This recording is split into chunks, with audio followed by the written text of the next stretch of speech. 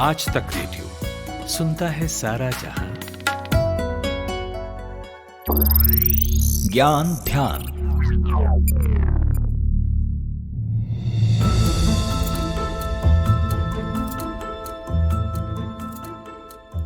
अगर आपकी प्लेलिस्ट में कुमार सानू और उदित नारायण के गाने ज्यादा हैं, तो इस संभावना में कई गुना इजाफा हो सकता है कि आप मिलेनियल्स होंगे।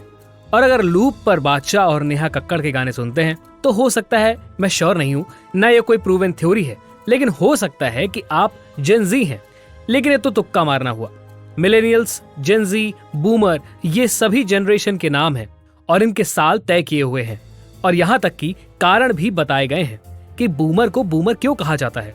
तो बर्थ सर्टिफिकेट लेकर बैठ जाइए, क्योंकि आज हम पुश्तों की पतरी निकालने वाले हैं। नमस्कार, मेरा नाम है गर्वित और आप सुन रहे हैं ज्ञान ध्यान।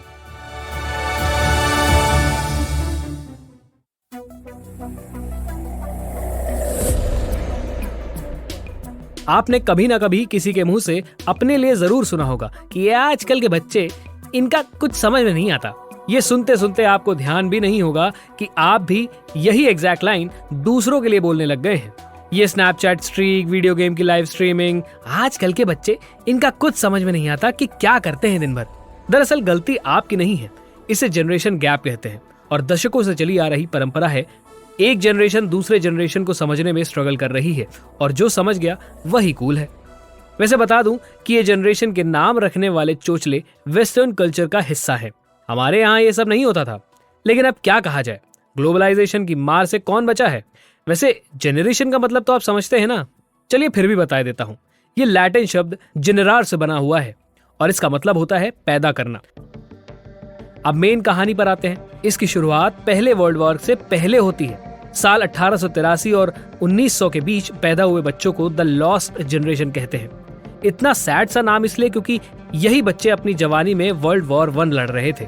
कोई शो नहीं है, वरना पूछता कि वर्ल्ड वॉर 1 कब से कब तक लड़ा गया था, क्योंकि हमने अपने कई हिस्ट्री बेस्ड पॉडकास्ट में बताया है। और दुनिया के बड़े बड़े देश सिर्फ एक रॉन्ग टर्न लेने की वजह से क्यों लड़ने लगे, ये किस्सा भी बताया है अपने शो एक बखत की बात में। अब तक नहीं सुन सके हैं तो मौका पाते ही जरूर सुनिएगा। अभी के लिए बता देता हूँ कि पहला वर्ल्ड वॉर 1914 से 1918 के बीच लड़ा गया था और इसीलिए इस जनरेशन को जनरेशन ऑफ 1914 भी कहा जाता है। इसके बाद नंबर आता है द ग्रेटेस्ट जनरेशन का। 1900 से 1927 के बीच पैदा हुआ इंसान द ग्रेटेस्ट जनरेशन का है। इनके किस्मत में द ग्रेट डिप्रेशन आया, वर्ल्ड वॉर 2 इन्हें ही झेलना पड़ा। अमेरिकी पत्रकार टॉम ब्रोकॉ ने इसके ऊपर एक किताब लिखी थी जिसका टाइटल था द ग्रेटेस्ट जनरेशन। उससे ही ये नाम चलन में आया। 1928 से 1945 के बीच पैदा हुए बच्चे द साइलेंट जनरेशन कहलाए। इनके पहले वाले जनरेशन के ऊपर रेबल का टैग लगा था, तो वहीं इस जनरेशन के नियमों को मानने वाला, सिस्टम के साथ चलने वाला कहा गया और ये टैग दिया टाइम मैगजीन के एक आर्टिकल ने। तभी से ये नाम इनके साथ चिपक गया। फिर आती है बारी बेबी बूमर जनरेशन की। 1945 से 1964 वाले बच्चे। दूसरे वर्ल्ड वॉर के खत्म होने के बाद बर्थ रेट बूम हुआ था, इसकी वजह से इसे बेबी बूमर कहा जाता है। सिर्फ अमेरिका में ही इसी वक्त 46 मिलियन बच्चे पैदा हुए थे। वैसे हाल के दिनों में इस जनरेशन को चिढ़ाने के लिए आजकल के बच्चे ओके बूमर कहते हैं, क्योंकि उन्हें आमतौर पर तकनीकी या ट्रेडिंग चीजें नहीं पता होती। अब नंबर आता है जनरेशन एक्स का। यहाँ से जितने जनरेशन आएंगे उनकी संख्या ज्यादा है, क्योंकि आसपास यही दिखते हैं। 1965 से 1980 के बीच इनका बर्थ ईयर है। इस जनरेशन को बेबी बर्स्ट जनरेशन भी कहते हैं, क्योंकि इन सालों के दौरान बर्थ रेट कम हो गया था। तथ्यों से अलग अलग बात बताऊं तो इस जनरेशन के लोगों को ये गफलत रहती है कि ये मिलेनियल्स हैं और मिलेनियल्स को लगता है कि वो जेन जी से ताल्लुक रखते हैं। लेकिन आपको ध्यान रहे कि 1981 से 1996 के बीच पैदा हुए बच्चे ही मिलेनियल्स कहलाएंगे। आप किसी और के झांसे में ना आए। मिलेनियल्स को जनरेशन वाई भी कहते हैं। वाई के बाद अब नंबर आता है जेन जी का। इतनी एबीसीडी तो सबने पढ़ रखी होगी। जनरेशन जी यानी जेन जी।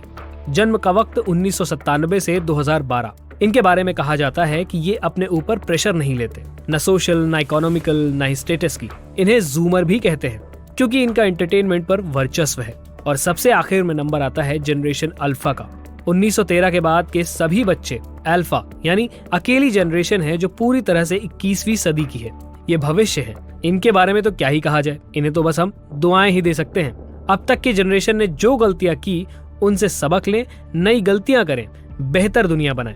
इस उम्र के बच्चे पॉडकास्ट कम ही सुनते हैं, फिर भी उन्हें बेस्ट ऑफ लक और आपको अलविदा। फिलहाल आज के ज्ञान ध्यान में बस इतना ही। अगर आप हमें स्पॉटिफाई या एप्पल पॉडकास्ट पर सुन रहे हैं तो रेटिंग जरूर दें, अपने सुझाव लिख भेजें। पता है radio@aajtak.com। इस पॉडकास्ट के लिए रिसर्च किया है कुंदन ने, साउंड मिक्स किया है सचिन द्विवेदी ने। मेरा नाम है गर्वित। मिलते हैं किसी और पॉडकास्ट में। ख्याल रखिए।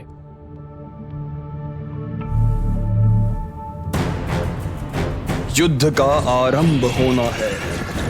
अन्याय के विरुद्ध न्याय की हुंकार उठेगी। दंड की सीमा का विस्तार होगा। हिरण्याक्ष, मैं वरा तुम्हारे प्राण हरने आया हूँ। यहाँ प्रायश्चित का अवसर भी मिलेगा। प्रभु, मुझसे भूल हो गई, मुझे क्षमा कर दीजिए।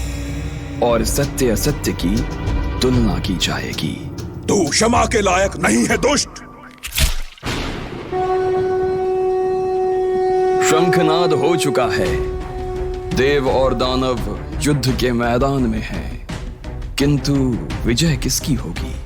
युद्ध के लिए हमेशा क्या दानव ही जिम्मेदार होंगे या पहल देवताओं की भी होगी? पता चलेगा देव दानव टेल्स में। आज तक रेडियो पर जल्द आ रहा है।